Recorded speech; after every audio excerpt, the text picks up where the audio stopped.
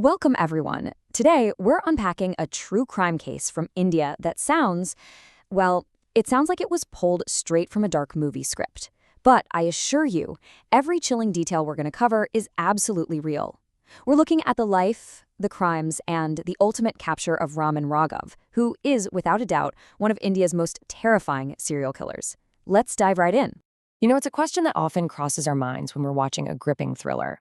Can a movie like Serial Killer actually be real? Like, could a single individual truly hold an entire metropolis hostage through sheer terror? Well, as you'll see, today we're going to break down a terrifying real-life case that proves the answer to that is a resounding yes. It's a story that feels like a dark Hollywood plot, but the victims, the fear, the killer, all entirely real. I want you to transport yourself back to 1960s Mumbai. Now, usually this was a bustling, incredibly vibrant city, but during this time, a deep, paralyzing fear began to consume it. An unknown phantom was literally haunting the streets. As the sun set, the atmosphere just shifted from lively to intensely dreadful. People were too terrified to even step outside their homes at night, knowing that a predator was out there, lurking in the shadows. Part 1. The Mumbai Panic. So to really understand this, we have to look at the contrast. During the day, Mumbai was incredibly crowded and safe. But as the sun went down, the reality for the city's poorest residents, specifically the footpath sleepers, became terrifyingly isolated and highly vulnerable. Raman Raghav wasn't your ordinary criminal. He specifically preyed on the absolute weakest members of society. He targeted people sleeping out in the open near railway tracks, on the roads, and in the really dark corners of the sprawling slums. And because the killer's face was completely unknown and the murders felt so random, the public went into a full-blown panic. People started traveling exclusively in groups. Those who slept on the footpaths began abandoning their usual spots, or they just stopped sleeping outside altogether. This widespread terror placed an immense, crushing pressure on the local police. They absolutely had to find answers, and fast. Part 2. Pattern of the crimes. Let's move on and look at how this escalated. The crucial point here is the gruesome consistency of his attacks. His pattern, his modus operandi, was extremely disturbing.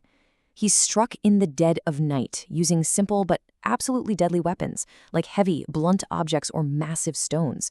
The victims, who were already helpless and fast asleep, were struck without any warning whatsoever. They literally didn't even have a moment to realize what was happening to them in the dark. This led to daily morning horrors. Citizens would wake up to discover these shocking, gruesome crime scenes. The newspapers and news reports were just flooded with daily accounts of these brutal murders. And this relentless media frenzy, it fueled a growing panic, making it seem as though the killer could be anyone, hiding anywhere, just waiting for the sun to go down. Part 3. The police investigation. So the manhunt rapidly escalated.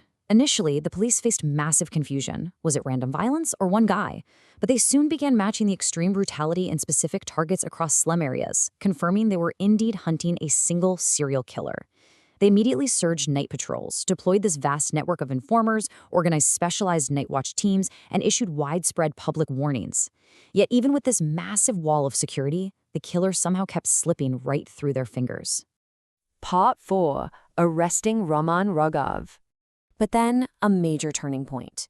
The breakthrough finally came when police detained a suspect who was exhibiting some highly unusual and strange behavior.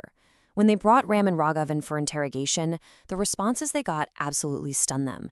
He wasn't giving normal answers. His statements and confession-type responses revealed to the police that they weren't just dealing with a standard criminal. They were sitting across from a deeply, deeply disturbed individual.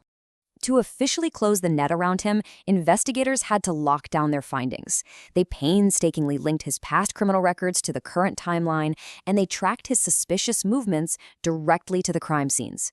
By matching rare witness reports and utilizing crucial forensic evidence, the police were finally able to declare Raman Raghav the primary suspect and secure a confirmed arrest.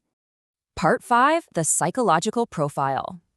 Now, what's really interesting here is the psychological aspect. When psychiatrists analyzed Raman Raghav, they found a highly unstable mental state.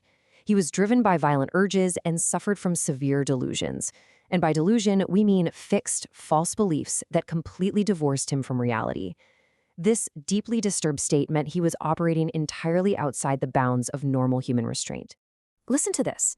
He did not feel normal guilt. To him, his victims were merely objects.